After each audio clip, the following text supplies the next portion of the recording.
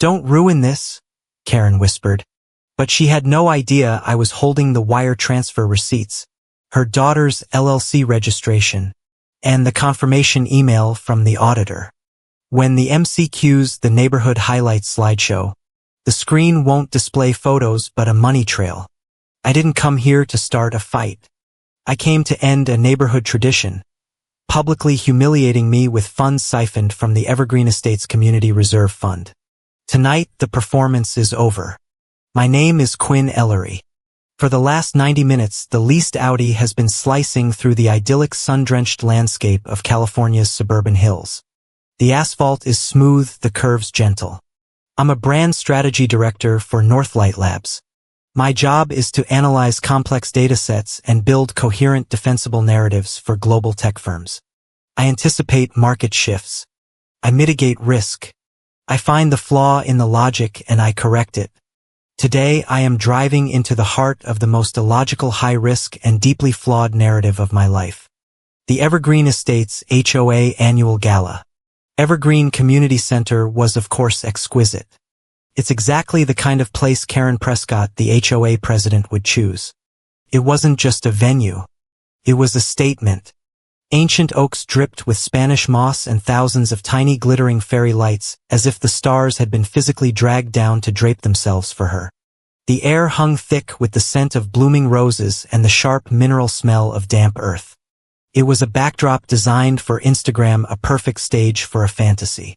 It also carried a price tag that screamed HOA prestige, a status our neighborhood does not possess.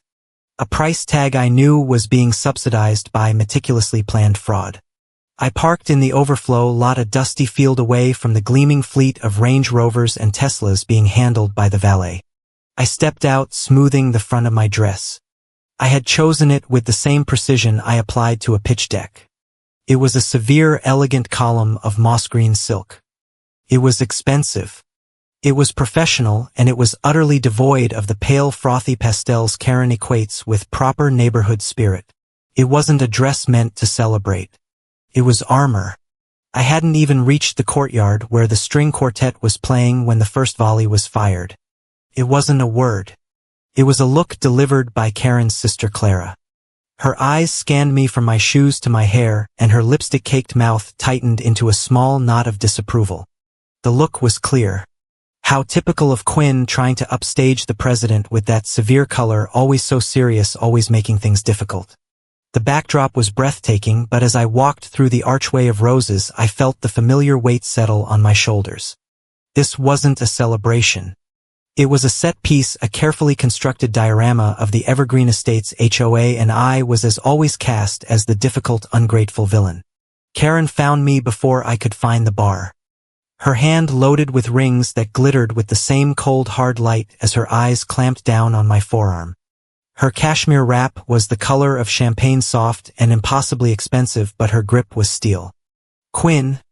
She hissed my name, her smile never wavering for the benefit of the arriving board members who were observing us with polite curiosity. "Don't." It was a single word freighted with 34 years of history. "Don't you dare," she continued, her voice dropping to a furious whisper. "Ruin the gala." It wasn't a request. It was the same command, the same imperative I had heard my entire life living in this neighborhood. Don't ruin the block party by bringing up your grass-length complaint. Don't ruin the holiday lighting contest by being quiet. Don't ruin Piper's engagement announcement. In the HOA, ruin was the code word for telling the truth.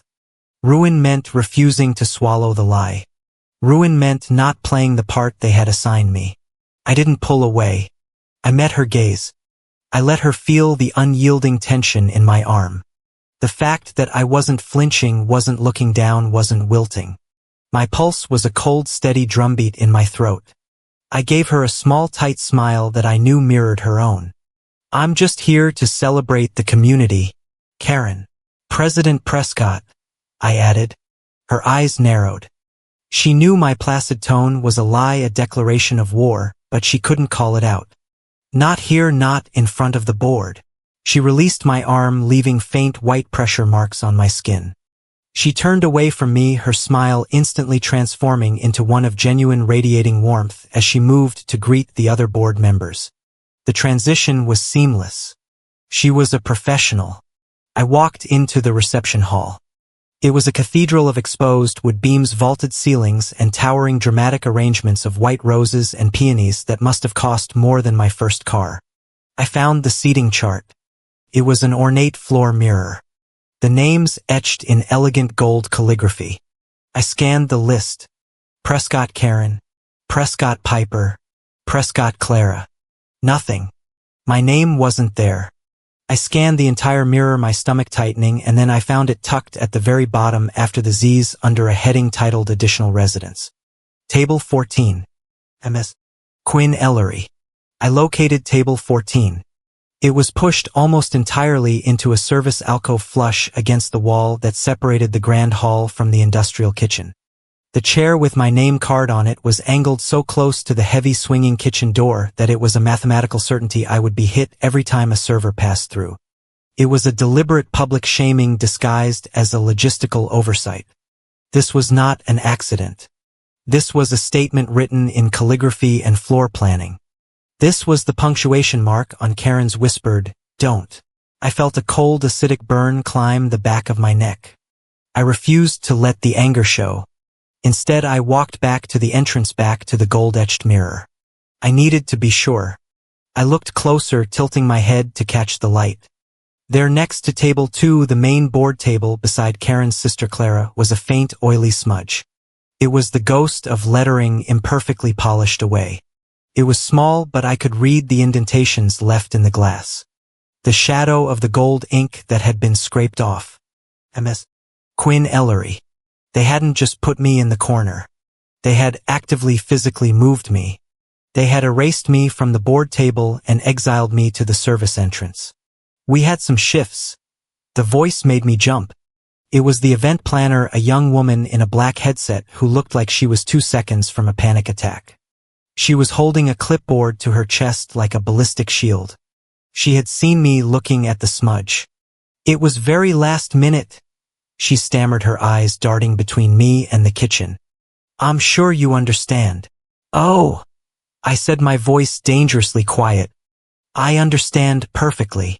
I understood the petty, malicious labor involved. I went to my assigned seat. I didn't have to wait long. A waiter balancing a heavy tray of champagne flutes burst through the kitchen door. The heavy wood slammed into the back of my chair, jolting me so hard my teeth clicked together. "Sorry," he mumbled, not even looking back as the swoosh thud of the door punctuated his exit. "And now put your hands together for the HOA president."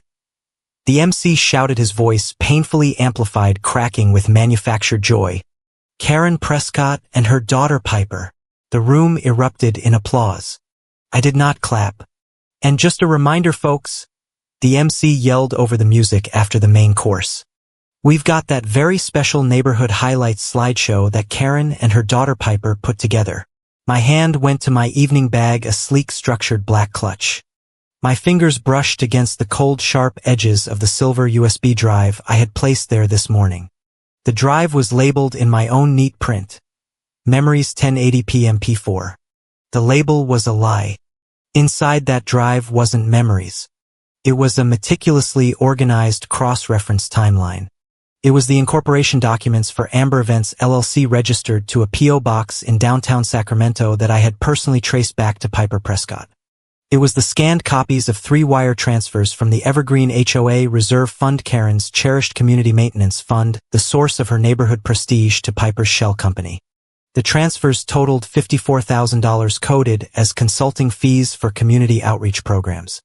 It was the PDF copies of the invoices from the community center, from the couture bridal shop, from the ridiculously expensive floral designer, all of them sent to Amber Events, all of them paid to the dollar from the account that held the HOA's money. It was a timeline that showed every single transfer happening within 48 hours of a deserving low-income resident's maintenance grant being sent, a rejection letter citing unfortunate budgetary constraints. The event planner, now frantically directing servers near the head table, glanced over at me. Her expression was a painful mix of pity and anxiety. She must have been the one to test the files. She knew. She didn't know what she knew, but she knew something was wrong. I looked across the sea of roses to the head table. Karen's husband was studiously examining his wine glass, rubbing the rim as if it held the secrets of the universe. He was a master of strategic avoidance. He knew Karen and Piper were cruel, but he valued peace above all, which meant I was always the sacrifice offered to the volcano of their egos. And there, at the center of it all, was Piper. She was a vision in $40,000 of white lace and tulle, performing the role of the perfect leading lady with flawless, breathtaking execution. She laughed a high, tinkling sound that always set my teeth on edge. She touched Gavin's arm. She blew a kiss to Aunt Clara. She was radiant, beloved, and a thief. The other board members were watching everyone. They were quiet, aristocratic, their wealth clearly older and more understated than the garish performance Piper had mounted. They were polite. They were observers. They were the audience. Gavin the groom stood beside Piper, smiling. It was the correct smile, the appropriate wattage for a man on his wedding day. But it didn't reach his eyes. It looked practiced. He was marrying this performance. And I wondered, not for the first time, if he had any idea what was underneath the layers of illusion. A wave of the old familiar shame washed over me. The feeling of being the difficult one, the unloved one, the one who was always too much and not enough. The cold air from the kitchen door, which swung open again, hit my back. I took a sharp breath, pulling in the cloying scent of roses and champagne. No, I am Quinn Ellery. I am a director of strategy. This is not a cheap emotional outburst. This is not revenge. This is a market correction. This is a restoration of balance. This is the presentation of verified objective truth. My entire life they had built their HOA narrative on my silence, on my willingness to be the scapegoat, the dark cloud that made their sunshine seem brighter. They were about to learn that their single greatest asset, my silence, had just been liquidated. The smell of roses and champagne, usually a scent of celebration, just smelled like a cover-up. It was the perfume they sprayed to mask the rot underneath. In the past, this was my cue. The kitchen door would hit my chair. Karen would ice me out. Piper would make a pointed joke about my single status, and I would slip out before the cake was cut. I would drive the 3 hours back to Seattle in the dark, feeling small, defeated, and utterly alone. But not this time. This time I had a deliverable. This time I had a strategy.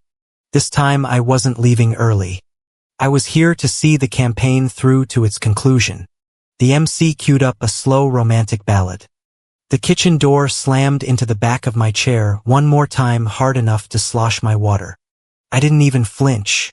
I just watched the head table, my hand resting on my clutch. I waited. The thud of the kitchen door against the back of my chair wasn't just an inconvenience. It was a metronome. It was the steady physical beat matching the internal rhythm of my history with this HOA. Swoosh. Piper's desire. Thud. My displacement. I wasn't just seated by the service entrance. I was the service entrance. I was the utility corridor they used to make the main event run smoothly. The one expected to absorb the impact, absorb the noise, and stay silent. So the performance in the main hall could continue uninterrupted.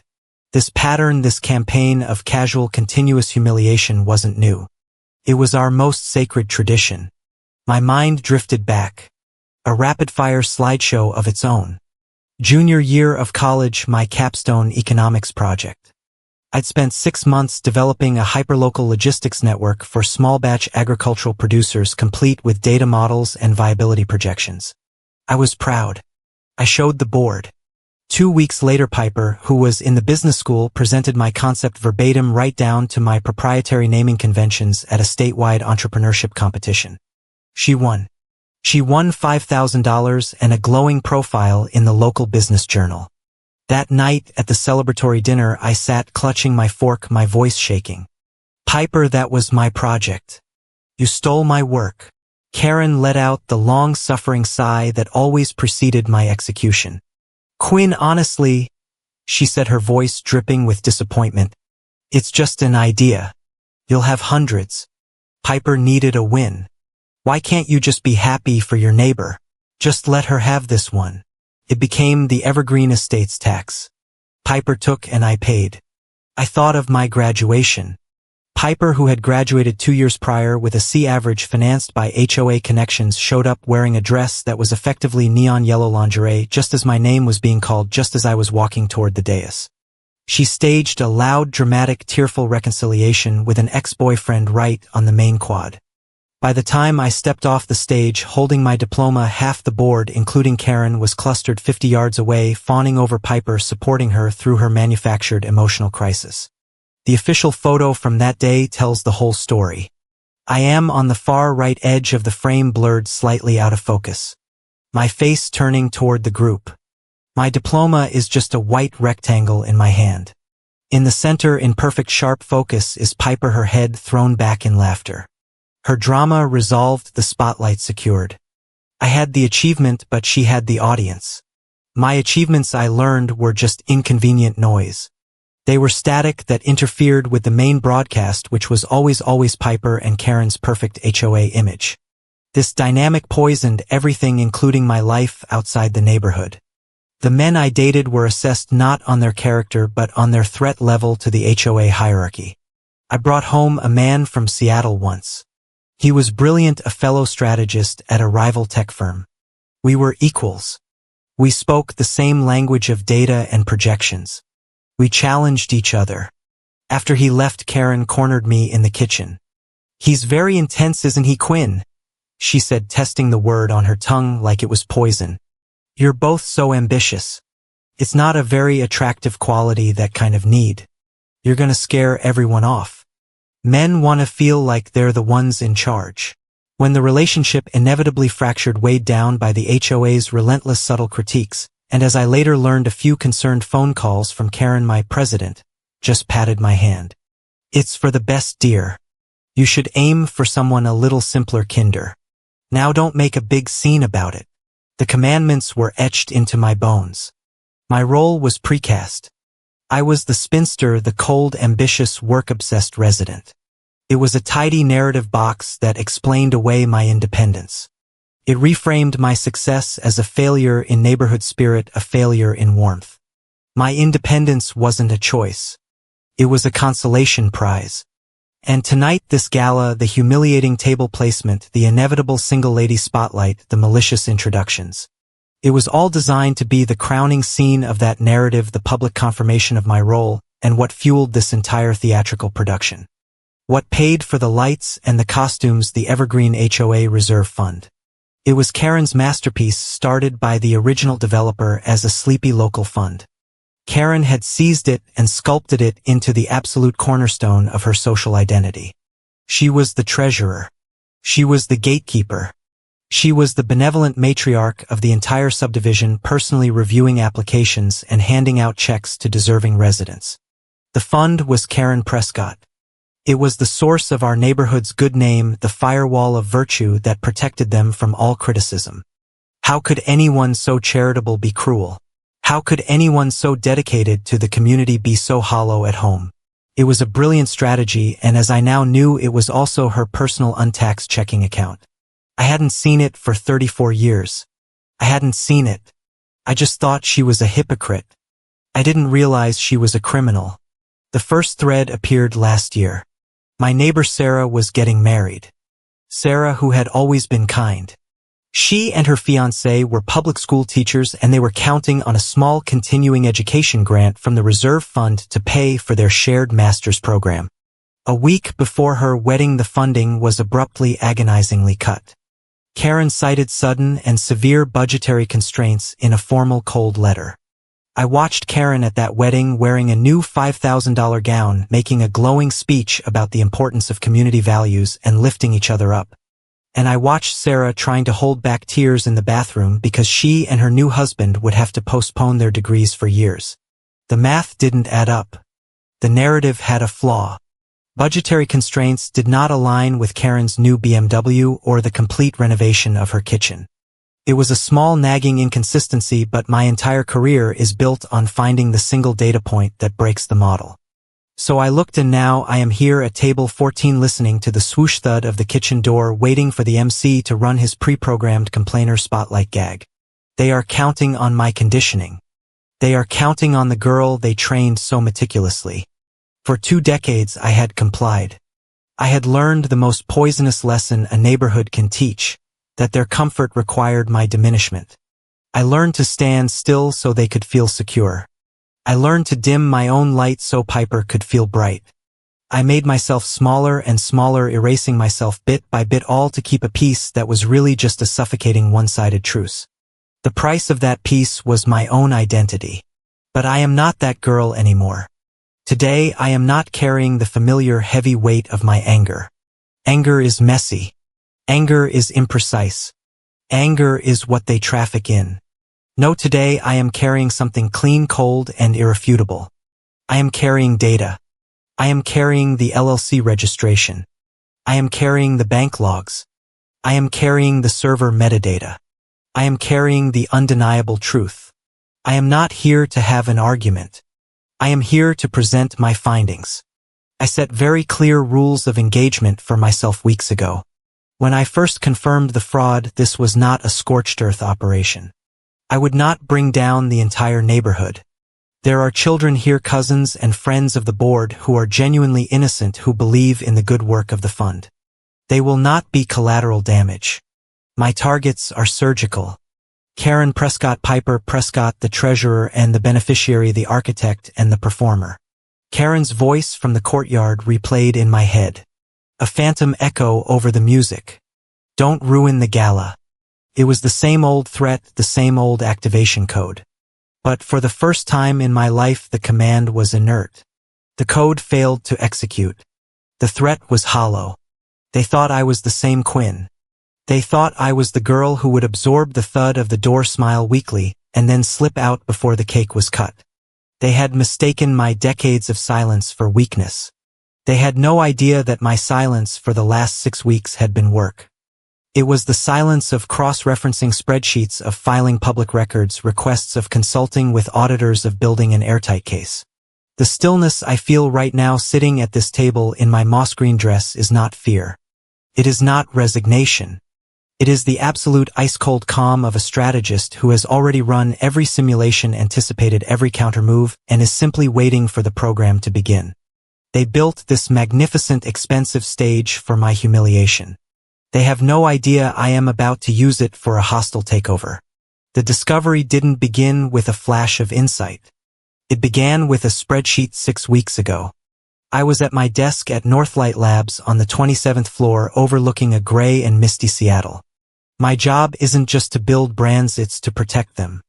This quarter, that meant finalizing our new corporate social responsibility initiative.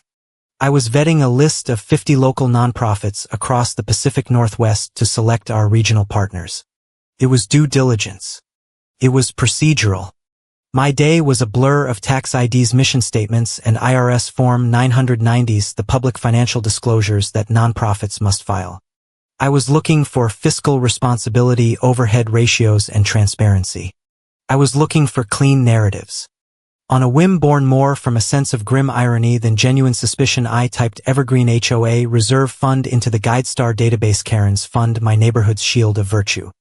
I pulled their most recent 990 picofarads, the filing for a private foundation. I skimmed the numbers. Assets were healthy, contributions were steady. Then I scrolled down to Part 1, Section 3, grants and contributions paid during the year.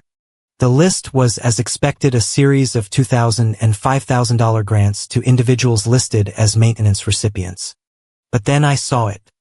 3 entries, all paid to a single entity: Pay Amber Events LLC, Purpose Consulting Services, Community Program Development. Amount $18,000. Amount $24,000. Amount $12,000. $54,000. The data point was so loud it was screaming. A maintenance fund does not pay an events company $54,000 for program development. That's not consulting. That's a hole. It was a flaw in the data model, a crack in the entire narrative structure of the fund. My mind trained to find the single piece of data that invalidates the whole campaign, locked onto it. I left the 990 open on one screen and opened a new tab on the other. California Secretary of State Business Entity Search, Amber Events LLC. The entity was active. Date of formation October 14th, almost exactly 1 year ago. That was 1 week after Piper announced her engagement to Gavin. The registered agent was a generic legal service. I paid the $10 fee to pull the full articles of organization. I scrolled down to the digital signature of the organizer Piper Prescott. My breath caught in my throat. It wasn't a hitch of surprise. It was the cold, sharp intake of confirmation. The P.O. box listed as the principal place of business was the same one she'd used for her failed Etsy shop selling wire-wrapped crystals. She was lazy. She was arrogant. She hadn't even bothered to cover her tracks. The ice wasn't just in my veins. It was in my fingertips. I began to type with a cold mechanical precision. My role as resident receded and the strategist took over. I was no longer a neighbor. I was an auditor.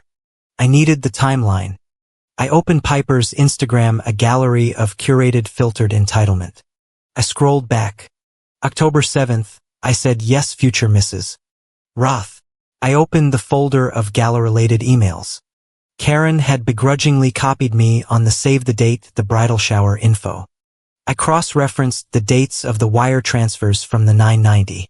Transfer 1, 18,000 October 20th. I found the email from Piper to Karen. Dated October 19th. Subject: venue is booked. I went to the community center website. Their Gala packages page clearly stated $10,000 non-refundable deposit required to secure your date. Transfer to 24,000 February 1st. I scrolled through Piper's social media. February 1st had the most magical day, saying yes to the dress. It's beyond my wildest dreams. I knew the couture bridal shop she used. A call to them pretending to be a potential bride confirmed their top-tier gowns started at $20,000. Transfer 3, 12,000 August 10th, the final payment for the floral designer and the custom lighting rig. The transfers weren't just suspicious.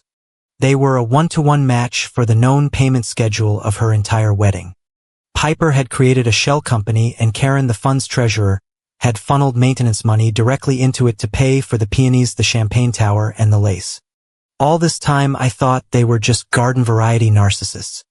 I had been operating under the assumption that their cruelty was emotional. I had missed the plot entirely. This wasn't just a character flaw. It was a criminal conspiracy, but I needed more. Correlation is not causation. I needed the intent. I needed the justification. How did they categorize this? The 990 said consulting. I needed an inside source. I thought of my neighbor Sarah, the one who had her master's grant cut just before her own wedding. And I thought of Brenda, the part-time bookkeeper for the fund. Brenda was a quiet, meticulous woman who had been with the fund since the original developer ran it. She was devoutly religious and genuinely believed in the fund's mission.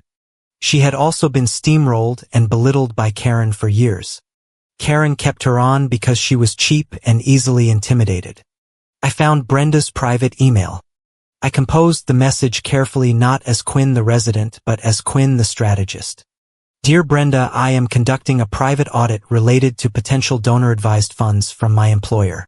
I've noted some large discrepancies in the 990 filings regarding consulting fees and need to verify the source.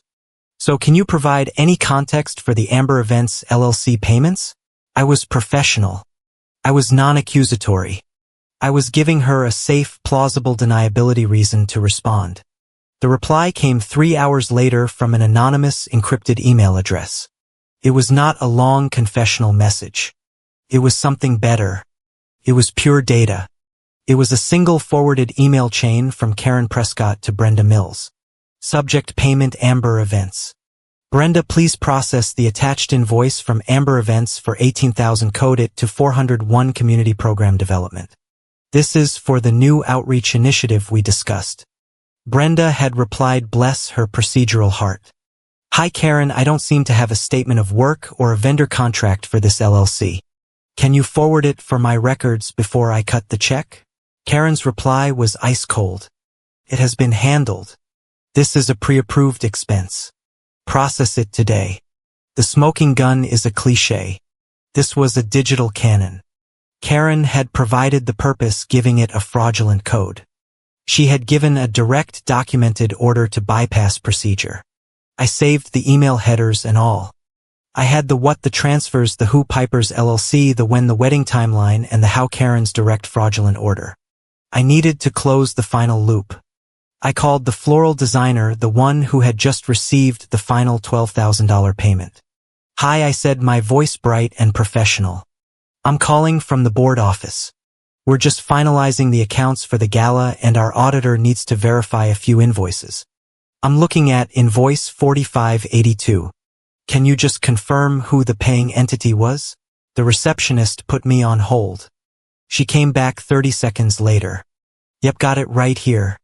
That invoice was sent to Piper Prescott, but the payment came from an Amber Events LLC. Looks like she had us use a specific billing code on the receipt. Yeah, here it is, Evergreen Maintenance Program 24. My neighbor hadn't just been sloppy. She had been arrogant. She had literally brazenly labeled her wedding floral bill with the maintenance program's internal accounting code. I thanked her and hung up. My hands were perfectly steady. My heart was a block of ice. I began the preservation phase. I am a brand strategist. I build defensible narratives. I spent the next 3 days building one. I screen recorded with timestamps my access to the Secretary of State database. I printed the email chains. I printed the 990s. I printed the bank transfer logs which I obtained from Brenda, who sent them from a library computer with the note, I am retiring at the end of this month. I pray God forgives me for not stopping this sooner. I took the entire stack of documents, 34 pages, to a notary public. I signed an affidavit under penalty of perjury attesting to the time, date, and method of my acquisition of each document. I created 3 identical packets. One went into my home safe. One went into a secure bank deposit box. The third, digitized and organized into a devastatingly simple 3-minute timeline, went onto a silver USB drive. The one I labeled Memories 1080p MP4. I had the evidence. Now I needed the leverage. I researched the Evergreen HOA board of directors. It was mostly a collection of Karen's passive wealthy friends who rubber-stamped her decisions.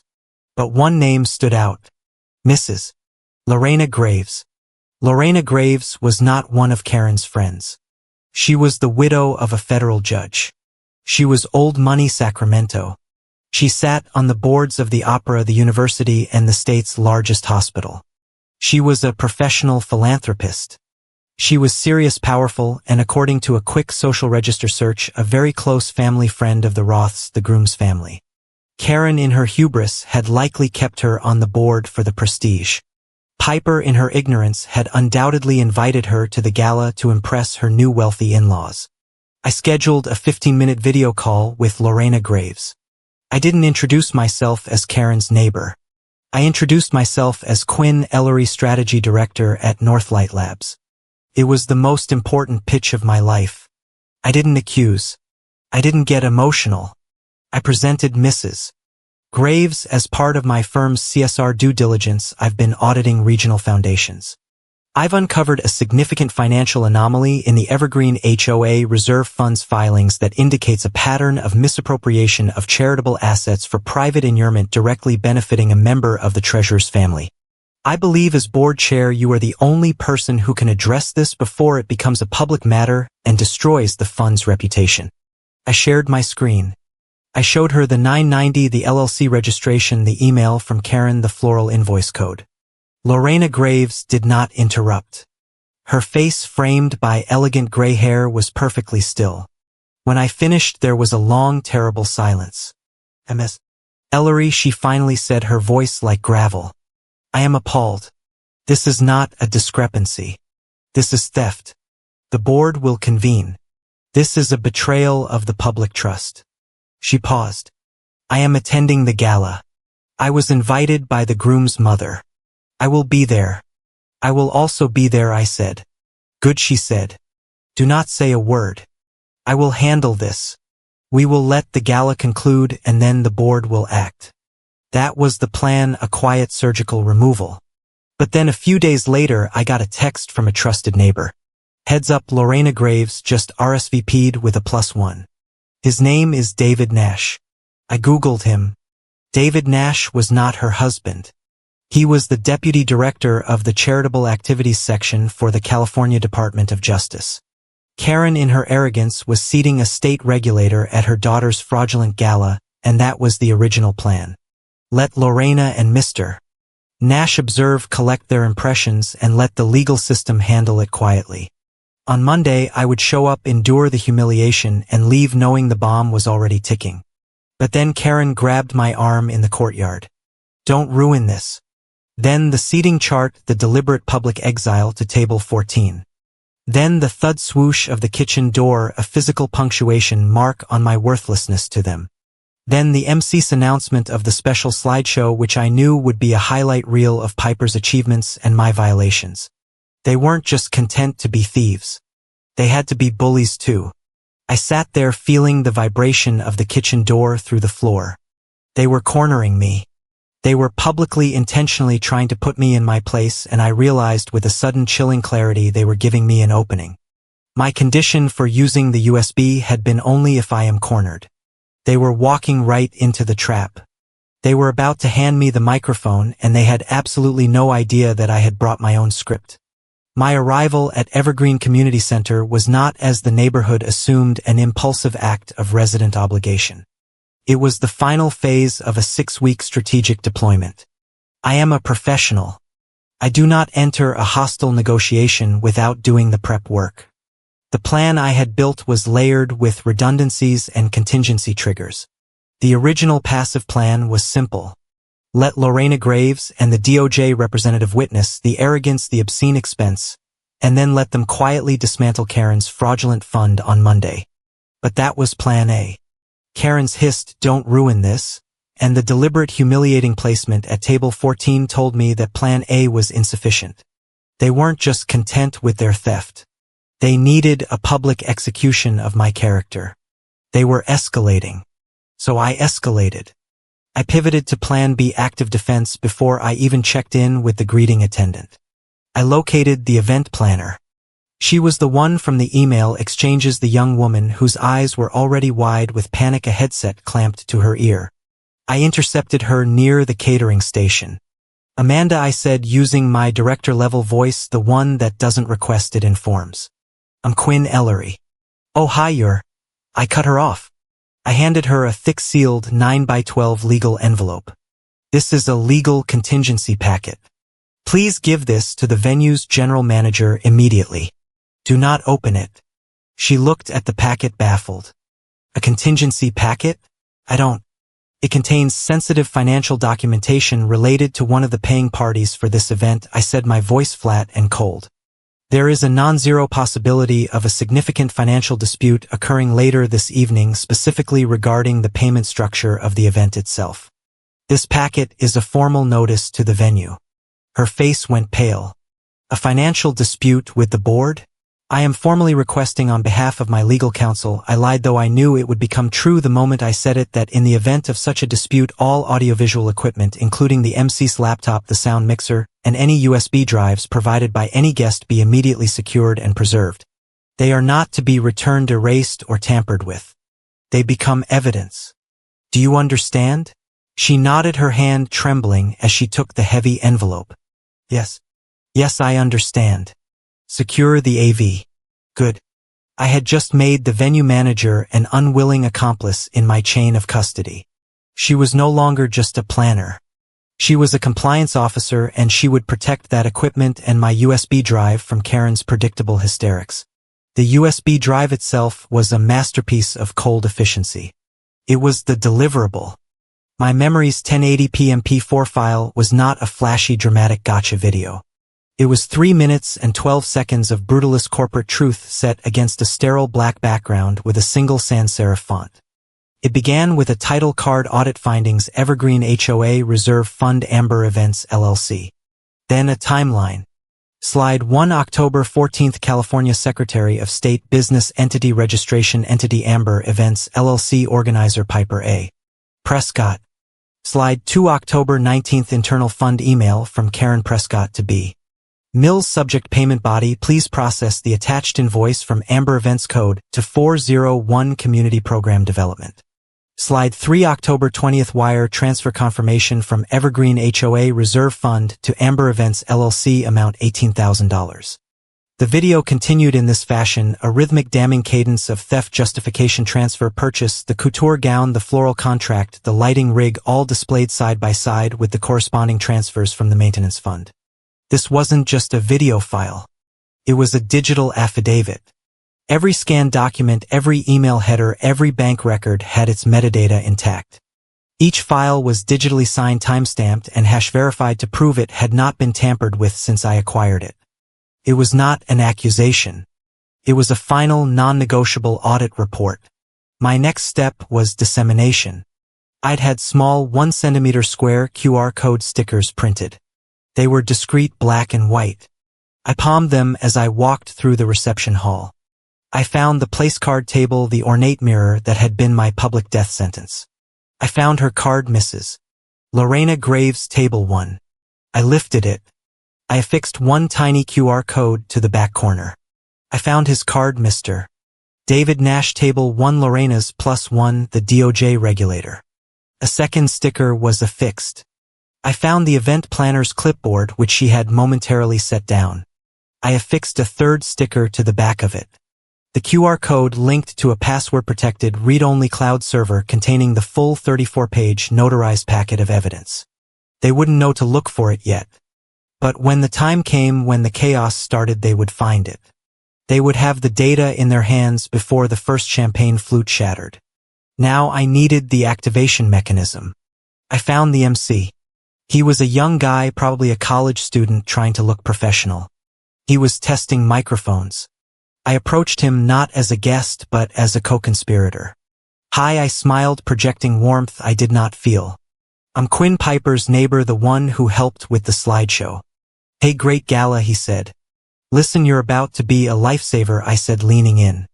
Karen put together the neighborhood highlights. She's not great with technology. The file is notoriously buggy. It freezes.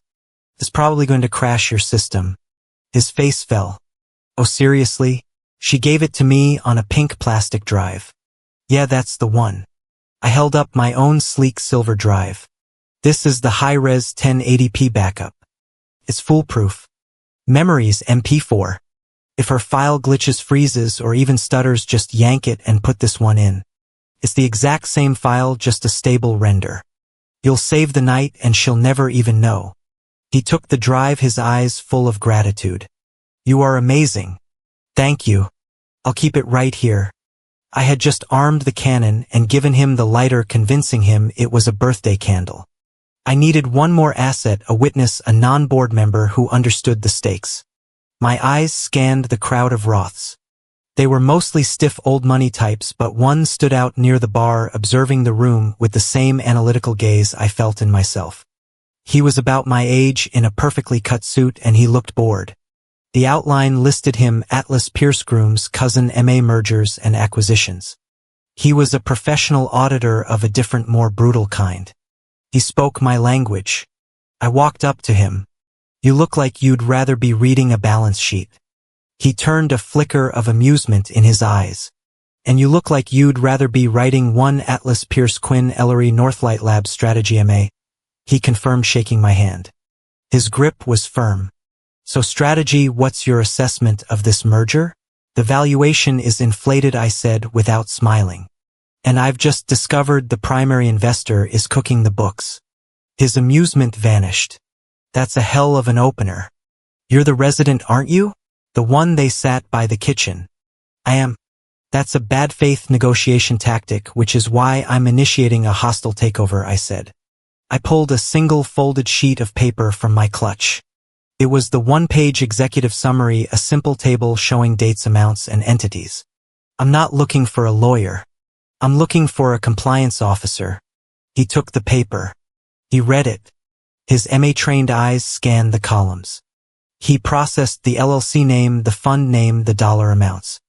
His face didn't change, but the focus of his eyes sharpened to a pinpoint. He looked up from the paper. Not at me, but at Piper, who was laughing by the cake. Jesus, he breathed. This isn't just cooking the books. This is felony misappropriation of charitable assets. This is wire fraud. I know this is, he shook his head looking back at the paper. This is racketeering. If they did it more than twice and they did, he handed the paper back. I need one thing, I said, my voice low. When the slideshow starts, I need you to be standing by the AV table. The MC thinks he's my ally. The venue manager thinks she's on legal hold, but Karen and Piper will react. They will try to physically stop the presentation. When they do, I just need you to step in and say, that equipment is part of a legal hold. That's it. Just introduce a single point of legal friction. Atlas looked at me for a long calculating moment. He wasn't looking at a damsel in distress.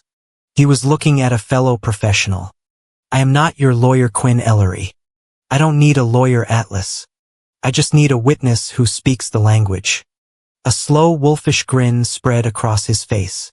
I can do that. I'm suddenly very interested in the AV setup. My trap was set. The legal framework was in place. The digital evidence was pre-distributed. The activation mechanism was armed. My compliance officer was in position. There was one last piece of preparation, the emotional one. I found Karen's husband standing by the gift table clutching a glass of champagne he wasn't drinking. He looked like a man waiting for a diagnosis. Dad, he flinched, turning to me. Quinn, your table. It's by the kitchen. I know. They put me there. He started to stammer. Karen, she Piper wanted. It's fine, Dad. I pulled the second copy of the one-page summary from my clutch. I folded it neatly and slipped it directly into his suit jacket pocket. He flinched again as if I'd given him an electric shock. Don't read it now, I said softly. You know that special slideshow Piper and Karen made? It's going to malfunction. And when it does, Karen is going to get very, very upset. His eyes were wide, pleading. Quinn, no. Please, not tonight. This isn't my choice, Dad. This is their consequence. I tapped his pocket. When you see her start to scream, read that paper. It will tell you exactly what is happening, and it will tell you why. This is not my fault. This is the truth. I left him and returned to my seat. Table 14. Swoosh. Thud. I settled in, my pulse slow and even. This was not an act of passion. This was a scheduled demolition. My goal was not blind revenge. It was to break the pattern. For 34 years, their operational model had been public humiliation followed by Quinn's silent retreat. Tonight, I was introducing a new data set.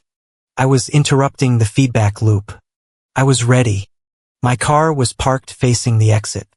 My hotel was booked. I was not staying for the cake cutting. I was not staying to watch the tears. I was not interested in the emotional debris. My job was to present the audit findings, nothing more. I was perfectly calm. I would not fire the first shot, but they had handed me a loaded gun, built a stage, and were about to shine a spotlight on me and demand that I perform. I was more than ready to oblige. The speeches began. Karen's brother-in-law Robert, a man who measured his self-worth in alcohol consumed, took the microphone. He was playing the part of the jovial, slightly drunk master of ceremonies. He told a few stale jokes, then turned his bleary, beaming gaze in my direction. And of course he boomed, his voice echoing slightly in the vast hall. We have to give a special shout-out to the troublemaker resident. Well, the complainer anyway, Quinn, stand up, Quinn. I did not move. There she is, he roared, pointing. A few heads turned. Quinn, our career girl, flew all the way down from Seattle, where she does something with computers, too busy climbing that corporate ladder to find a man. Hey, don't worry, honey. There's always the next gala. A wave of laughter rippled through the room. It wasn't a warm, unified sound. It was a scattered, uneven spatter of noise. It was the sound of my aunts and uncles who had rehearsed this joke in 100 different forms for 100 different holidays. It was the sound of my neighbors who knew the script. And it was the sound of the Roths and their friends. A polite, confused titter, the noise people make when they suspect they're witnessing something cruel but don't want to cause a scene. I met Robert's gaze across the room. I did not smile. I did not scowl. I gave him nothing. I was a black hole of emotion. His drunken grin faltered for a second before he turned back to the head table. his part in the ritual complete. A few minutes later, the event planner Amanda scurried over to my table. She was holding a small, elegant place card between her thumb and forefinger as if it were a dead insect. "Ellery," she whispered, her eyes darting around nervously. "I just wanted to apologize for the seating. It was a very specific last-minute request. I found this when we were clearing the mirror." She placed the card on the table in front of me. It was the original Ms. Quinn Ellery Table 2. The elegant gold calligraphy was pristine. On the back, I could see the faint sticky residue from the double-sided tape that had held it to the board table. This was not an apology. This was evidence. This was a notarized confession of intent. "Thank you, Amanda," I said, my voice quiet but firm. "I appreciate you showing me this. You might want to hold on to it." Her eyes widened and she snatched the card back, nodding quickly before disappearing back into the orchestrated chaos. I tried to catch Karen's eye. She was seated at the head table, the picture of maternal pride, listening to a toast. I stared at the side of her face for a full 30 seconds. I knew with the certainty of a lifetime of study that she felt my gaze. I saw the tiny muscle in her jaw tighten, but she never turned. She made a conscious, deliberate choice to keep her face angled toward her new wealthy son-in-law, a small, satisfied smile playing on her lips. She was erasing me in real time. Karen's husband was a different kind of coward. During a break in the speeches, he made a wide, circuitous journey around the dance floor that happened to end near my table. He didn't sit. He hovered, clutching his champagne glass. "Quinn," he said, his eyes fixed on a point somewhere over my left shoulder. "Looks like we might get some rain tomorrow, the forecast." "Dad," I said, my voice devoid of inflection. "Stop." He fell silent. He looked at me finally, and in his eyes I saw the familiar gut-wrenching mix of shame and terror. He knew this was wrong. He knew it was cruel. But his fear of Karen, of her rage, and her disapproval was a greater force than his love for me. It always had been. "Please," he whispered, a pathetic, broken sound. "Just get through tonight." "That's the plan," I said. He scurried away without another word. Then came the next set piece in the play. The MC announced it was time for the bouquet toss. The single women were herded onto the dance floor. I remained seated. My refusal was a small, silent act of rebellion that did not go unnoticed. Piper, holding the ludicrously large bouquet of white peonies, stood on a small riser, her back to the crowd. But she wasn't looking straight ahead. She was looking over her shoulder, her eyes locking onto mine. She was aiming her bridesmaids, a giggling phalanx of pastel dresses saw it. "Get your neighbor, Piper." One of them squealed. "Give her a hint." Piper grinned, a sharp, predatory flash of white teeth. She practiced her throwing motion, a little wind-up, her body angled directly, unsubtle, toward table 14. She was telegraphing her punch. This wasn't a game of chance. It was a targeted missile strike of floral humiliation. Before she could throw, the MC's voice cut through the air again. A booming, artificial baritone. "All right, ladies, hold that thought. We're going to pause for one more very special moment before that toss." The house lights dimmed. The chatter died down. A single harsh white spotlight flared to life, swinging across the room past the dance floor over the heads of the guests, and landed with perfect, calculated precision right on my table, on me. I was pinned. The rest of the hall was cast into shadow. Every face, every pair of eyes turned toward the pillar of light I was trapped in. It was a physical manifestation of my entire life, the solitary target isolated for public consumption. Before we find out who's next, the MC's voice oozed with synthetic sentimentality. Karen and her daughter Piper wanted to take a moment to honor a very special person. The one who's always been there for Piper, her big sister neighbor. The one who taught her what it means to be a strong, independent woman. So independent she doesn't need a man at all. Let's have a big, warm round of applause for the original single lady, Quinn Ellery. The applause was thin, confused. The script was so obvious, so cruel, that even the most oblivious guests could feel the malice radiating from the stage. The entire room had become a theater, and I was the unwilling star of a tragedy they had written for me. I sat there, blinded by the light. The silence of the room more deafening than any noise. A figure detached itself from the shadows near the bar and moved to the edge of the light. It was Atlas Pierce. He leaned down, his voice a barely audible murmur against the ringing in my ears. "This is an ambush," he said, his voice stripped of any earlier amusement. "I can go over to the main breaker panel right now and cut the power to the whole building. Blackout. End of show." I looked at him. It was a tempting offer. An escape hatch. A way to stop the pain. But stopping it now would be my loss. It would be another one of Quinn's scenes. It would be me ruining the night because I couldn't take a joke. "No," I whispered back, my voice surprisingly steady. "Not yet. Let them choose their path. Let them finish." He nodded once, a sharp, understanding gesture, and melted back into the shadows. The spotlight was supposed to be the kill shot, but they had miscalculated. They had held me in that light for too long. My eyes began to adjust. I could see the faces in the crowd, now the pity, the discomfort, the smug satisfaction on the faces of my neighbors. And then I saw something else. An elderly, elegant woman at the Roth's table, the groom's grandmother, I realized, leaned over to the woman next to her and whispered something. The woman nodded, then looked directly at me. She smiled, a small, genuine, encouraging smile. Just as the MC was about to speak again, a clear, authoritative voice cut through the silence from table one. A toast. It was Lorena Graves. She was on her feet, holding her glass high. A toast to Quinn Ellery. My colleagues at Northlight speak of her with nothing but the highest admiration. Her work on their new corporate social responsibility initiative is setting a new standard for the entire tech sector. We should all be so ambitious and dedicated. A different kind of applause started. It was solid. It was real. It came from the Roth side of the room. It was the sound of respect. The spotlight operator, confused, swung the light over to Lorena. The spell was broken. The confidence that had been wavering inside me surged back. Cold, clean tide. Lorena hadn't just saved me. She had validated me. She had reminded everyone in that room that my failure in this neighborhood was my success everywhere else. The MC, flustered, quickly transitioned to a peppy song. The bouquet was tossed. It went conveniently right into the hands of the designated bridesmaid. The performance was over, but the war had just begun. A few minutes later, Piper swept past my table, a cloud of tulle and expensive perfume.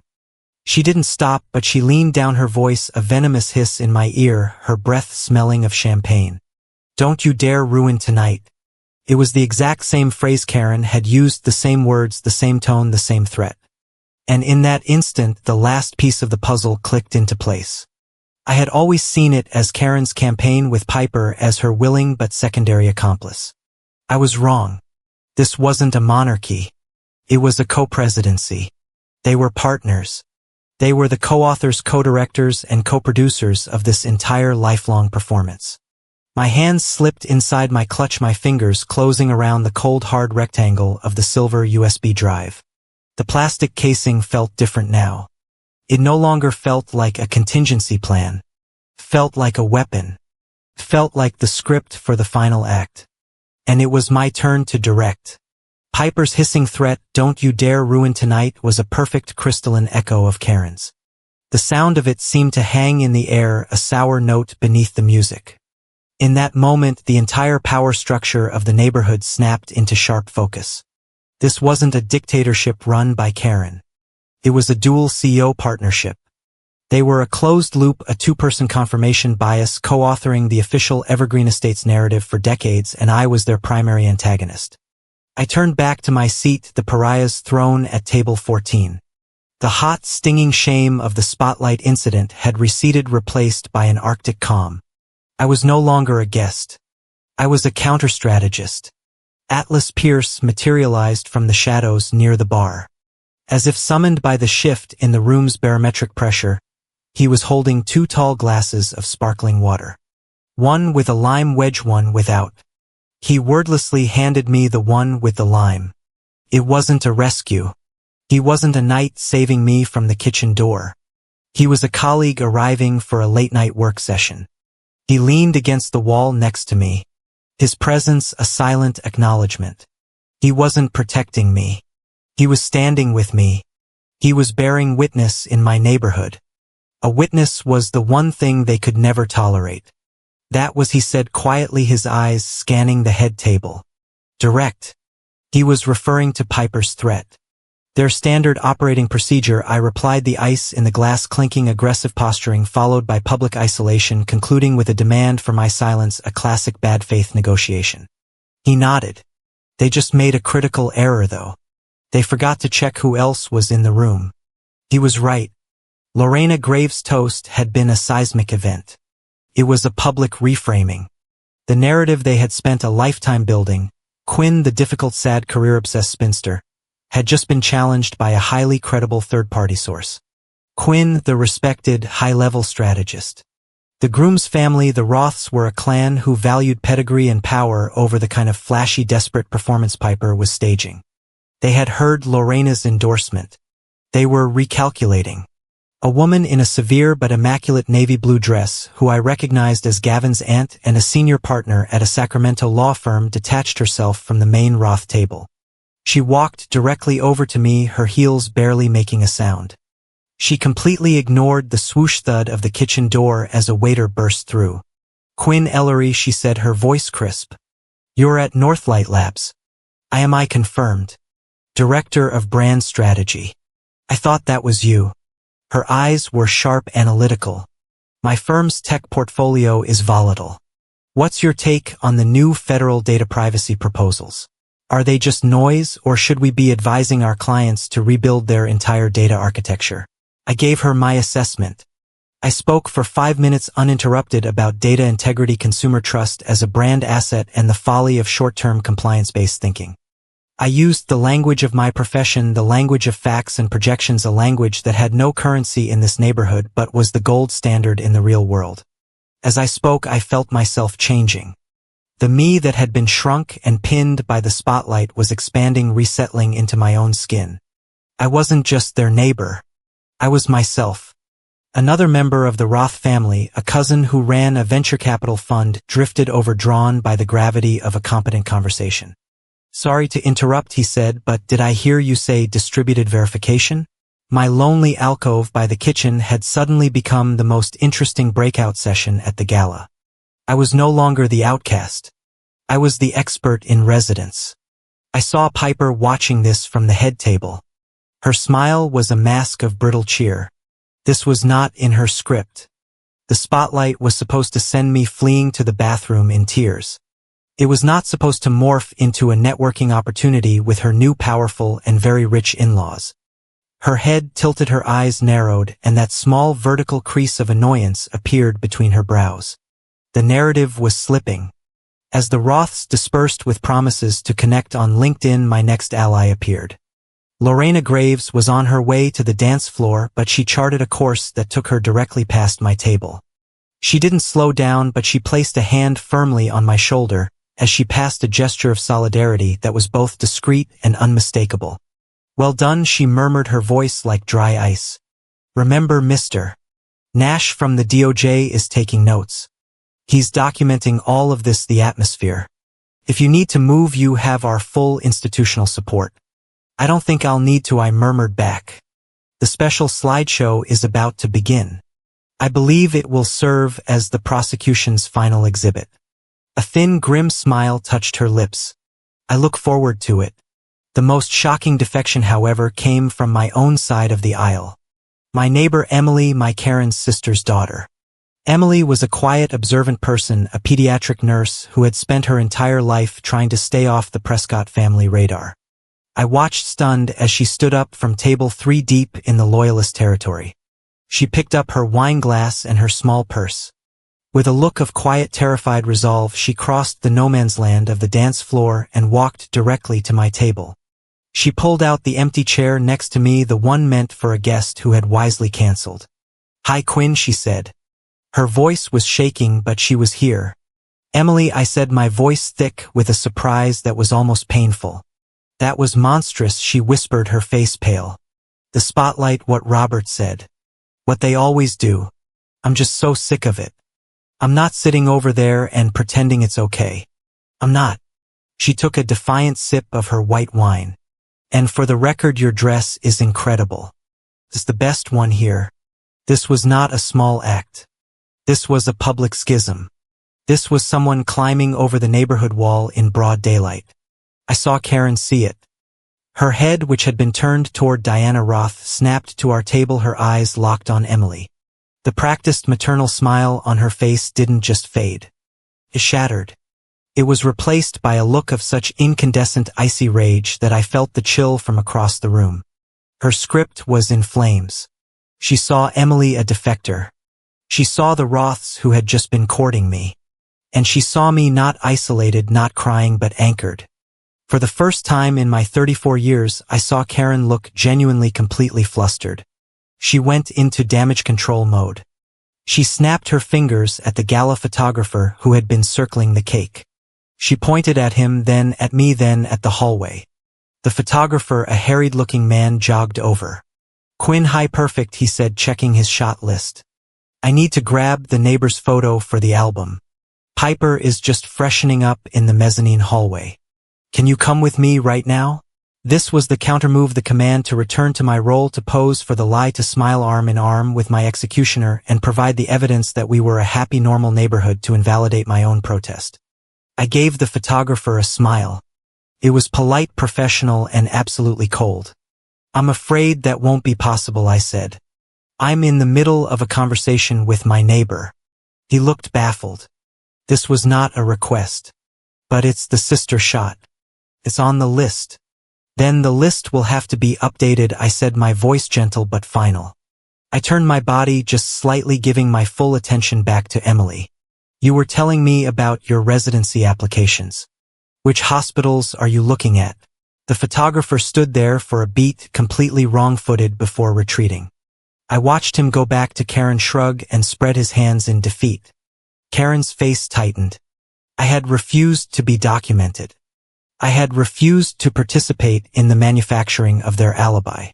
This small victory, this simple no, felt more powerful than a scream. Atlas returned, his timing as always perfect. He had seen the entire sequence. He gave a small nod toward Emily, a gesture of respect, before speaking to me. "First they isolate you with seating," he analyzed in a low voice. "Then they attack you with the spotlight. Now they try to force you into a staged photo op. They're building a legal case for your uncooperative nature. They're creating the evidence for why I'm the villain who ruined the night." I agreed. "They just don't know you've already filed a countersuit," he said, a ghost of a smile on his face. "Just remember what I said. The truth speaks for you. Your data is clean. You don't have to engage on their level. You don't have to get emotional. Just present the facts." I looked at him, at this man who had become an unexpected anchor in the storm of my life. "You're right," I said, my voice steady. "The truth does speak. But in this neighborhood you have to put the truth on a jumbotron and aim a spotlight at it before anyone will bother to read it." I allowed myself a small, sharp smile. It's not enough to have the facts. They have to be presented publicly. As if I had summoned it, the MC's voice boomed over the speakers, silencing the room. "All right, everybody, put those hands together. It's the moment you've all been waiting for. Karen and her daughter Piper have put together a very special, very emotional slideshow of neighborhood memories. This was it, the main event, the centerpiece of my public humiliation." I looked across the room at Piper. She had seen me refuse the photo. She had seen Emily sitting at my table. Her face was flushed, a blotchy red creeping up her neck, a stark contrast to her white dress. She looked furious. As the lights began to dim, she stalked over to a server's tray, grabbed a fresh, full flute of champagne, and drank the entire thing in one long, angry swallow. She slammed the empty glass down on a table with a clack that was audible in the sudden hush. The game was on. The next phase had begun. She was drunk. She was angry. And she was walking straight into the trap I had set for her. The music faded. The grand hall of Evergreen Community Center, which had been buzzing with chatter, fell into a hush of anticipation. The lights dimmed, leaving only the soft, romantic glow of the fairy lights in the rafters and the candles on the tables. A single wide beam of light hit the large projection screen that had been discreetly lowered behind the head table. This was it. The main event, the neighborhood highlights slideshow, the centerpiece of their performance, the weapon they had so carefully designed to be the final public confirmation of my irrelevance. But Piper, fueled by champagne and rage, was not a woman who could stick to a script, even her own. She saw the expectant faces. She felt the power of the captive audience. And she decided she needed one more encore. She snatched the wireless microphone from the MC stand before he could even begin his introduction. "Hold on everyone," she chirped, her voice a little too loud, a little too sharp. "Before we get all weepy with baby pictures, I want to propose a toast." She turned not to her new husband, but to the room, her eyes sweeping over the crowd until they landed with theatrical precision on me. My lonely table at the edge of the room was suddenly the focal point of the entire production. "A toast," she declared, raising her champagne flute. To my big sister neighbor Quinn, a smattering of polite, confused applause. To Quinn she continued, a vicious, glittering smile playing on her lips, who taught me that it's so important to have a backup plan, for when things don't work out, like with Daniel from college, who thought she was a little too intense. Or was that Michael, the one who moved to Chicago without telling her? To all the men who got away, may they find happiness with less ambitious women. The room went dead silent. It was a silence so profound I could hear the fizz of the bubbles in my water glass.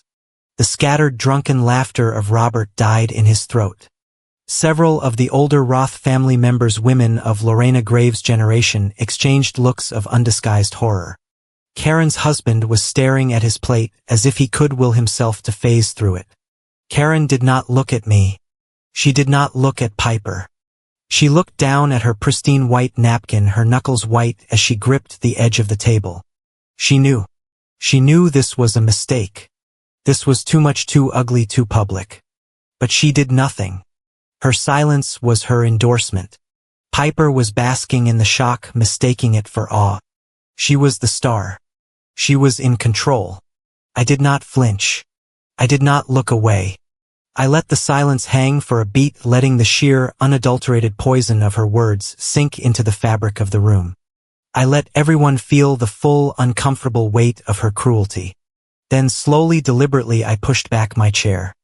The sound of its legs scraping on the polished concrete floor was unnaturally loud. I stood up.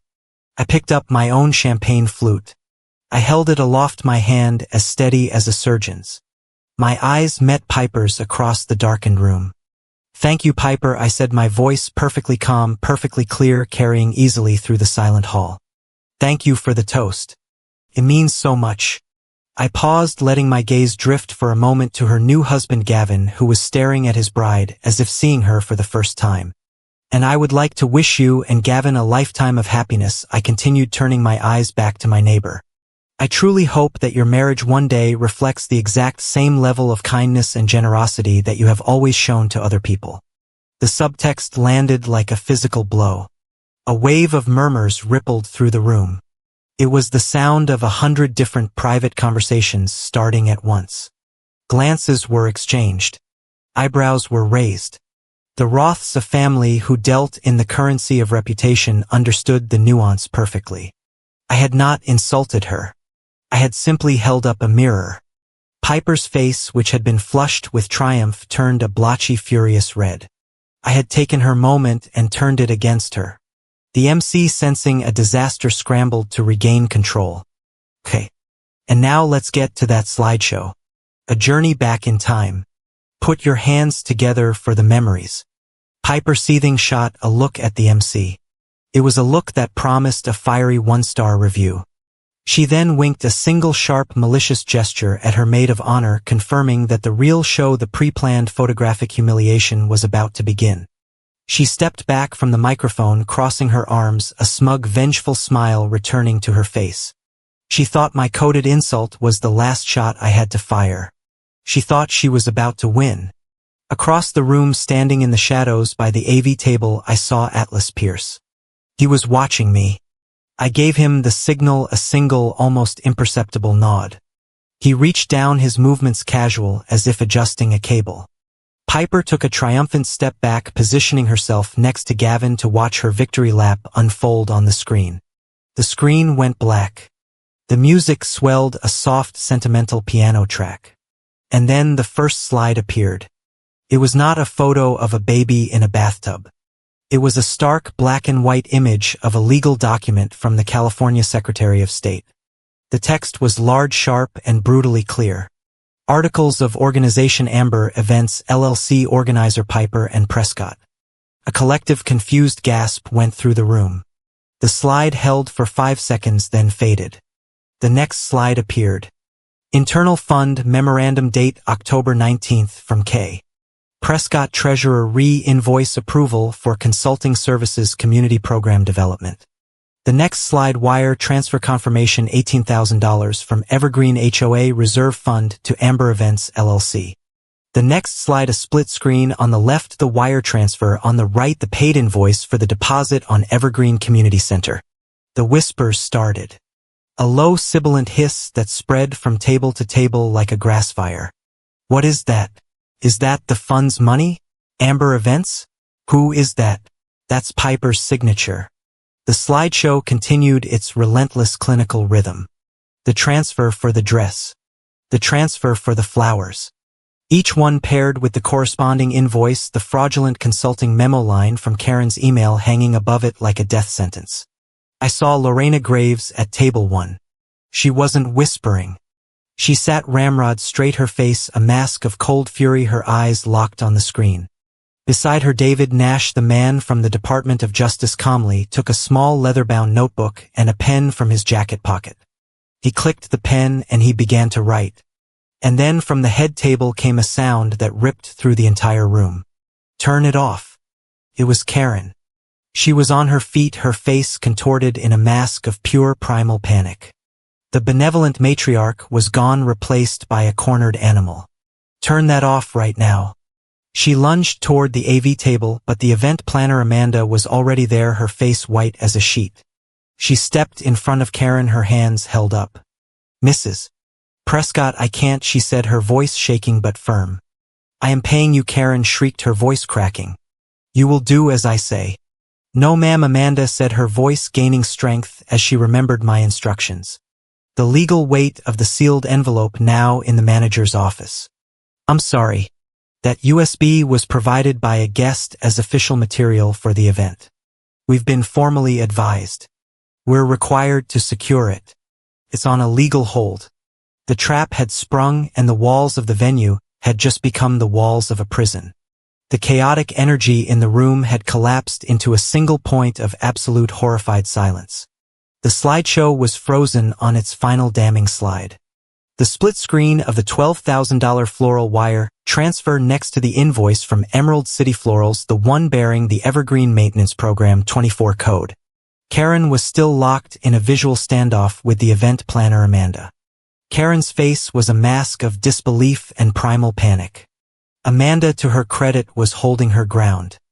Her small body rigid with a newfound terrified authority. Atlas, reading the room with the precision of a high-frequency trader, had already moved. He didn't run. He simply glided through the shadows to the MC's table. The MC himself looked like he had seen a ghost and was considering hiding under his console. Atlas calmly took the wireless microphone from the man's shaking hand. He didn't bring it to me. He held it out, a silent offering. As I walked the long, lonely path from table 14, my footsteps on the polished concrete floor were the only sound in the community center. They were loud, measured, and final. I took the microphone. The metal was cool against my palm. I clicked it on. The soft thump of the speaker system engaging echoed through the hall. Every eye, every single guest, every server frozen with a tray in their hand was on me. I will be leaving just as soon as I have provided the necessary context for what you are seeing, I said. My voice was amplified, steady, and utterly devoid of emotion. It was my 10 a.m. keynote voice, the one I use to brief executives on high-stakes market corrections. Please know that my only intention this evening is to correct a significant financial discrepancy. This is not a personal dispute. It is a matter of public record. I am not here to make accusations. I am here to present a verifiable timeline of actions. I looked at Atlas. He nodded once and pressed the play key. The slideshow, which had been paused, resumed. The sentimental piano music was gone, replaced by the crushing silence of the room. On February 1st, my voice narrated calm and clinical as the next slide appeared. A payment of $24,000 was transferred from the Evergreen HOA Reserve Fund, a 501c3 charitable entity, to Amber Events, LLC. The slide clicked, advancing to a split screen. On the left you see the consulting services contract submitted by Amber Events, authorized by the fund treasurer Karen Prescott for community outreach programming. On the right you see the invoice from the Couture Bridal Salon dated February 1st for $24,000. The dates are identical, the amounts are identical. I let the image hang for a full 5 seconds. For verification, I continued as the slide advanced to a close-up of an email header. Please note the digital signature metadata on the approval email, timestamped and authenticated by the server. This was not a clerical error. It was a willful documented authorization by the treasurer. The final exhibit in the sequence was the most damning. My neighbor, the organizer of Amber Events LLC, was meticulous in her invoicing. I said perhaps too meticulous. The slide changed to a video player interface. I had pre-recorded this segment. The video file played. It was a screen recording of a video call. A friendly middle-aged woman labeled Susan, the designer, Emerald City Florals, was on the screen looking confused. My voice, the off-screen interviewer, was polite. Susan, thanks for clarifying this. I'm just auditing the books for the Evergreen Fund. Can you just confirm why this invoice, which is clearly for the wedding, has this coding on it? Susan on the video leaned in, squinting at her screen. Oh yeah, that was weird. The bride piper insisted on that. She said it was for her family sponsorship and that the fund needed that specific internal code, Evergreen Maintenance Program 24. She emailed it to us twice to make sure we got it right. She said it wouldn't be paid otherwise. Here you can see the email chain. The video ended. The final slide appeared. It was stark white, dominated by a single large complex QR code. This is not a performance, I said, my voice dropping into its final declarative tone. This is a disclosure. This QR code links to a secure read-only timestamp server. It contains the complete 34-page notarized packet of all the documents you have just seen, including the full email chains, the bank logs, and the original incorporation filings. I invite any member of the board, the press, or the Roth family to verify these findings themselves. The data is immutable. The facts are not open to interpretation. I clicked the microphone off. The silence that followed was heavier, more profound than before. It was the sound of an entire room processing an execution. It was broken not by a sob, but by the crisp, authoritative voice of Lorena Graves. She was on her feet, and she had taken the secondary microphone from the MC stand. Her face was a mask of cold, aristocratic fury. As the acting board chair of the Evergreen HOA Reserve Fund, Lorena's voice boomed sharp and cold as a judge's gavel. I can confirm 2 things. 1. The fund is immediately convening an emergency session of the board to address this gross and frankly criminal misappropriation of charitable assets. She paused, her eyes sweeping the room, landing on Karen. And 2. The Evergreen HOA Reserve Fund does not under any circumstances fund private weddings. We fund repairs. We fund futures. We do not fund this obscene spectacle. As she spoke, the man beside her, her +1 David Nash, also stood. He did not go to a microphone. He was not there for drama. He was there for procedure. He calmly, methodically began to move. He pulled a small, stiff wallet of business cards from his jacket. He walked to the head table and handed one to Karen. Her hand, which was clutching a napkin, was shaking so badly she couldn't take it. He placed it on the table in front of her. He handed one to Piper, who just stared at it, uncomprehending. He handed one to the venue manager, who had joined Amanda by the AV table. David Nash, he said, his voice quiet but carrying in the dead air. California Department of Justice Charitable Activities Section. I am formally requesting that all materials, the MC's laptop, all USB drives, including the original drive provided by Mrs. Prescott, and all financial records from the venue related to this event be preserved and held. They are now potential evidence in a formal state inquiry. The legal walls had slammed shut. Piper, who had been frozen a grotesque parody of a bride, finally found her voice.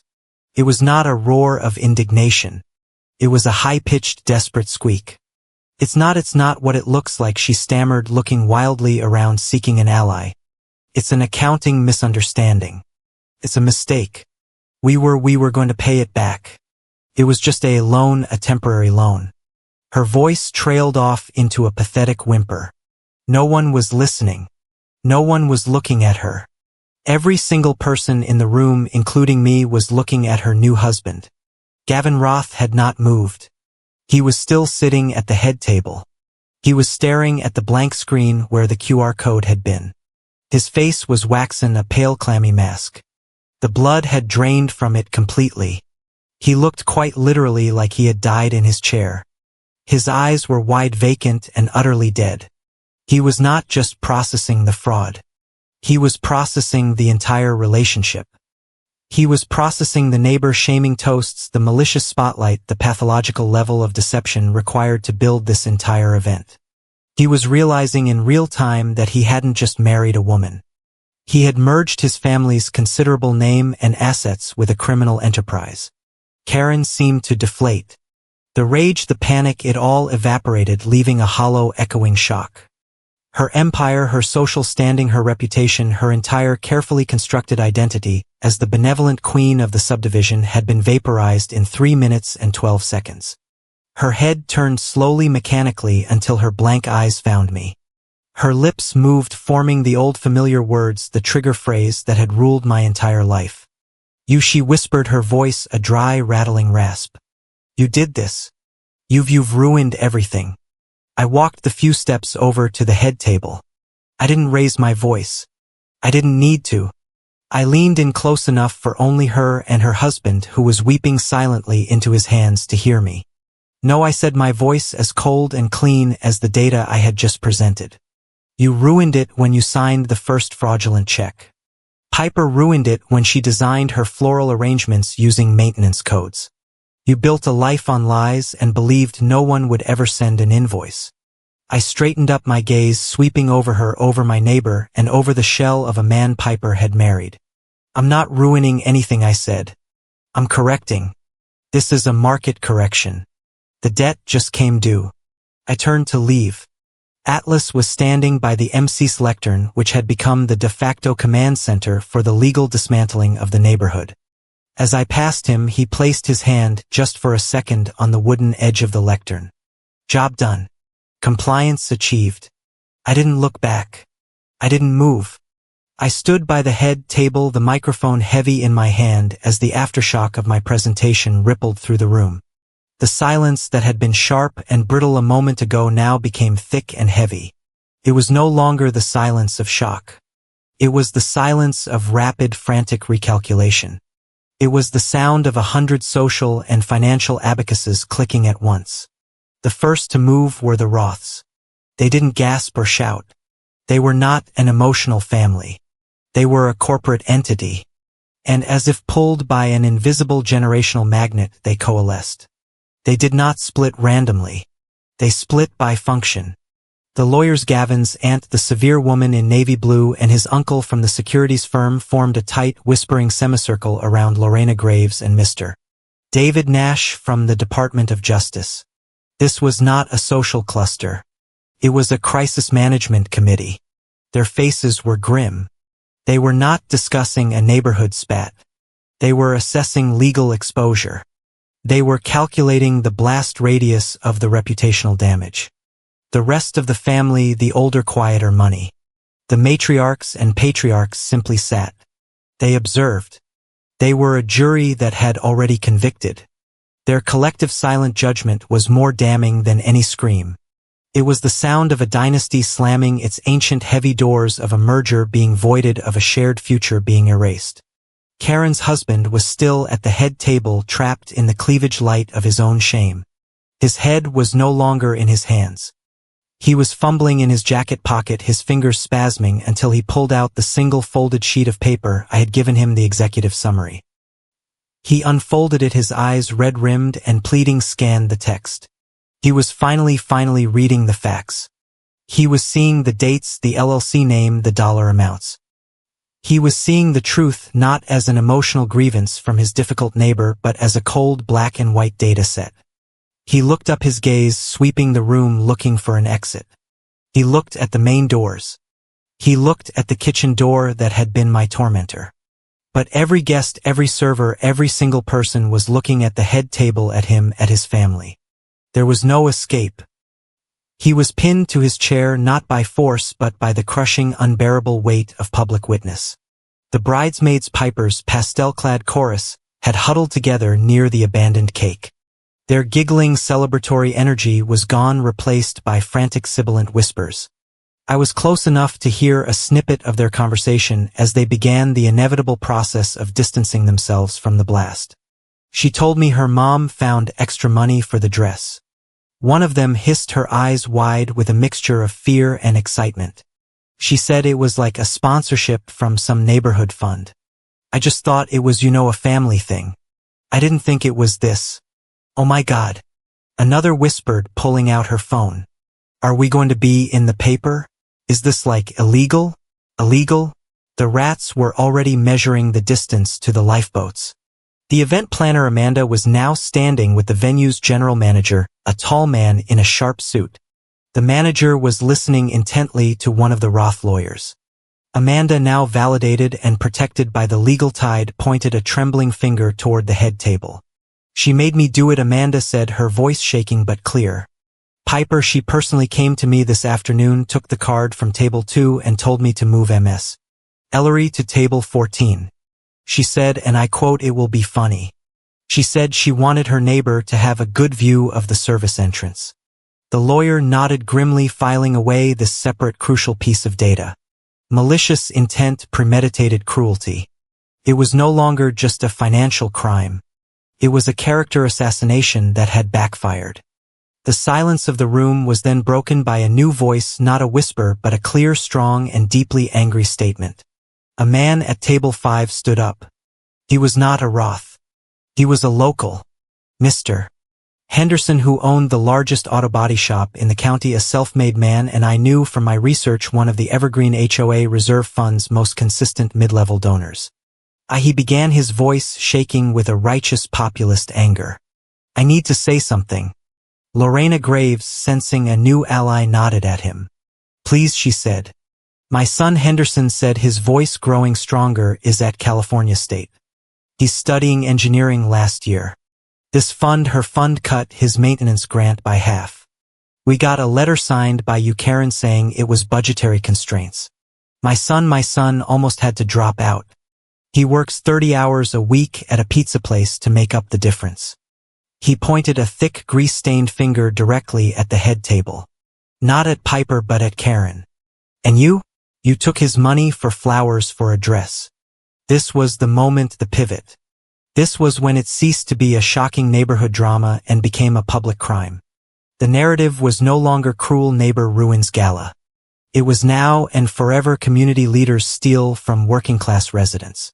Karen seemed to shrink, the last of her authority evaporating under the heat of his words. Lorena Graves moved in to close the deal. She was no longer a guest. She was the board chair, and this was a hostile cleanup operation. Mrs. Prescott Piper, Lorena commanded, her voice cutting through the air like a blade. You will come with me, Mr. Nash and the venue manager, to the bridal suite. Now we have documents for you to sign acknowledging the preservation of evidence and the immediate freezing of all fund assets pending a full independent audit. It was a removal, a public, humiliating procedural escort. Karen tried one last desperate grasp for control. She looked past Lorena, past the angry donor, past her weeping husband, and at the MC who was cowering behind his laptop. Music, she shrieked, her voice a raw, desperate command. Play the music. Stop all of this. Just play the song. Dance. It was the most pathetic thing I had ever witnessed. The final diluted command of a deposed queen. The venue manager stepped forward. The music is off, Mrs. Prescott, he said, his voice flat, his patience gone. At the request of the Department of Justice, we will be playing simple ambient background music until your guests have departed. All event-specific files, including your original slideshow, are now being sealed. As Karen and a now catatonic Piper were led out of the room by Lorena and Mr. Nash, a funeral procession leaving a wedding, Gavin Roth finally moved.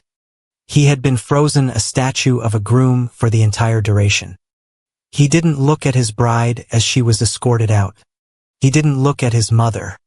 He stood up, his movements stiff and jerky like a man recovering from a physical blow. He walked not to me but to Mr. Henderson, the auto body shop owner. He placed a hand on the man's shoulder.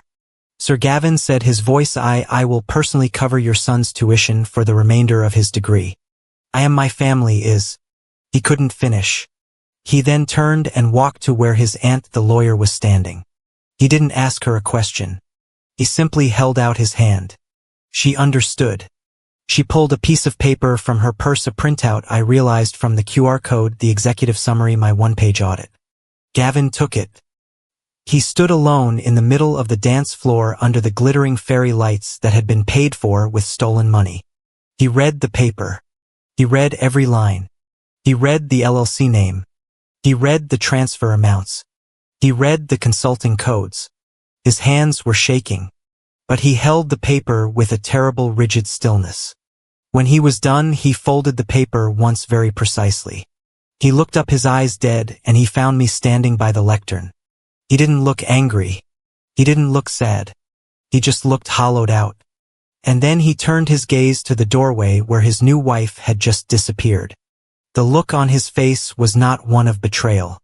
It was the look of a man staring at a total stranger, a hostile entity he had somehow incomprehensibly legally bound himself to. It was the look of absolute, complete, and irreversible recognition. The marriage was over. Atlas had been standing nearby, a silent guardian. He moved to my side.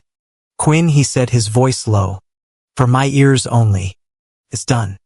The mechanism is in motion. You don't need to be here for the fallout. Let's get you out of here. Go to the patio. Get some air.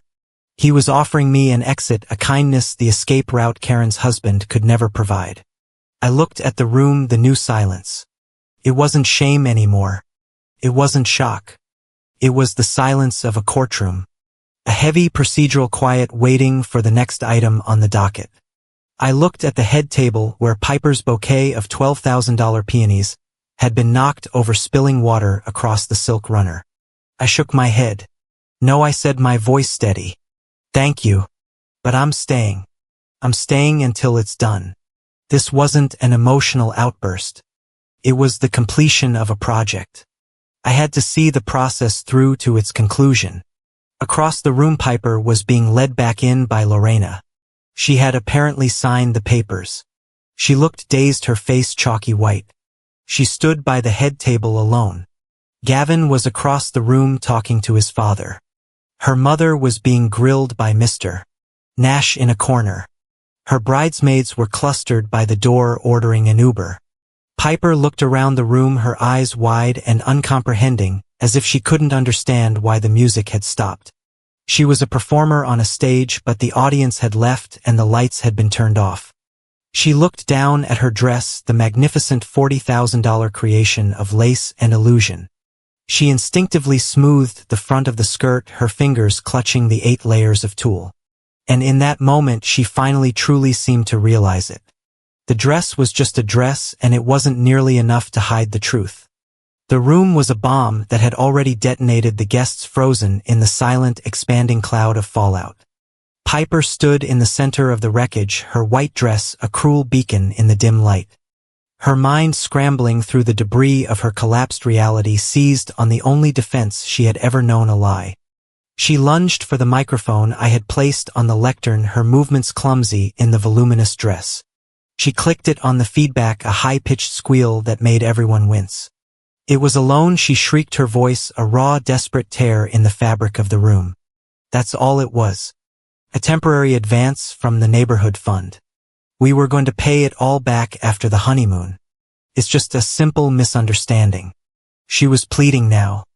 Her eyes darting from face to face, searching for a single shred of belief in the sea of cold, staring eyes. I did not respond. I didn't have to. I simply looked at Atlas. He gave a small, almost imperceptible nod to the MC. The image of the floral invoice on the screen behind Piper vanished. It was replaced by a new final and exquisitely cruel slide. It was a scanned receipt from Devon Jewelers of Sacramento.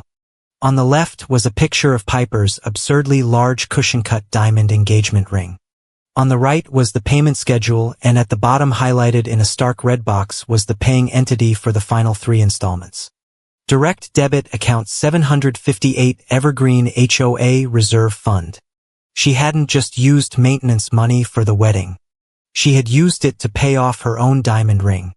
The lie died in her throat, strangled by the irrefutable glittering truth on the screen. It was this final personal selfish detail that broke Karen. I said, "Turn it off," Karen screamed. A raw guttural sound of pure animal panic, she launched herself from the head table. No longer a society matriarch, but a cornered creature clawing her way toward the AV station. "I will sue you.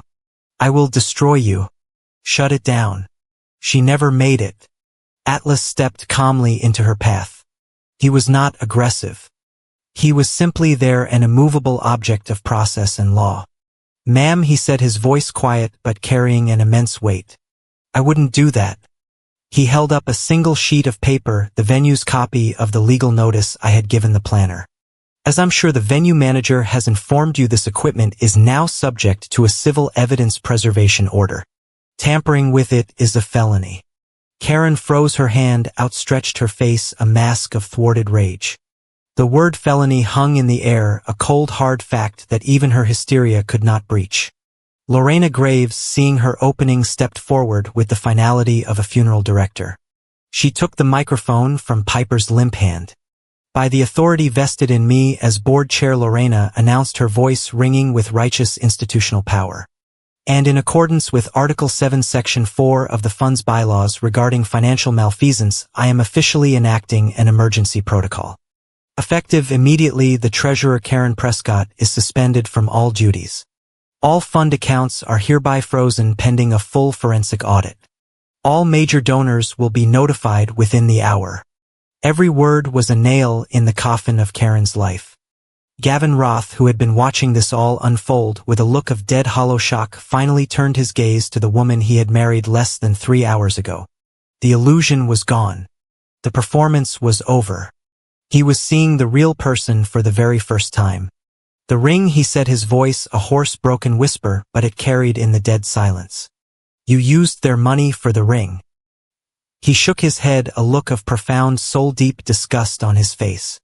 He took a step toward her. "You stole from neighbors to pay for flowers, and then you stood up here in front of my family, in front of everyone, and you tried to publicly, viciously humiliate your own neighbor." He had connected it, the money and the malice. He understood that they were two sides of the same corrupt coin. That was perhaps the single greatest vindication of the night. Karen, defeated, turned her wild, terrified eyes on me. Her last defense was the only one she had ever had. "Don't," she stammered. The words a pathetic, broken echo of their former power. "Don't ruin this." I looked at her, not with hate, not with pity, but with a final chilling clarity. "You already did," I said, my voice quiet but absolute. "You ruined it the moment you signed your name to the first lie. That was it. That was the end." Piper made a sound, a choked, guttural sob of pure, undiluted self-pity. With a sudden, violent motion, she reached up, tore the long gossamer veil from her hair, and threw the cloud of white tulle to the floor. It was the tantrum of a child whose favorite toy had been taken away. That single dramatic act broke the spell that had held the room captive. A few guests, mostly from the Roth side, began to stand, their chairs scraping quietly against the floor. The sound of a silver dessert spoon falling from a table and clattering onto a plate was as loud as a gunshot. In the corner, David Nash's cell phone rang. He answered it. His voice low and professional. "Nash." "Yes." "Received. The link is live and the hash codes match. We have the full packet." "Acknowledged." He hung up. The digital evidence was secure. The process was irreversible. My work was done. I placed the microphone carefully on the lectern. I turned my back on the head table, on the weeping bride, on the shattered groom, on my catatonic neighbors. I did not give them one last look. I did not need to. The data had been presented. The narrative was corrected. The project was complete. I walked toward the large double doors that led to the community center's main terrace. The music, which had been ambient, cut out, completely plunging the room into a heavy, suffocating silence. The entire gala, the entire 300-person spectacle, was frozen in time, a tableau of social and financial ruin. As I reached the doors, Atlas was there. He didn't speak. He simply pulled one of the heavy oak doors open. A blast of cold, clean night air washed over me. It smelled of damp earth, of distant rain, of freedom. Outside, the vast rolling hills of the subdivision were silent, the rows of dormant lawns stretching out into the darkness under a sky full of cold, indifferent stars. The quiet was absolute, a deafening contrast to the emotional violence of the room behind me. I stepped over the threshold. I was not running away. I was not leaving in shame. I was stepping out of the role they had written for me. I was ending my 34-year performance as the Evergreen Estate's designated sacrifice.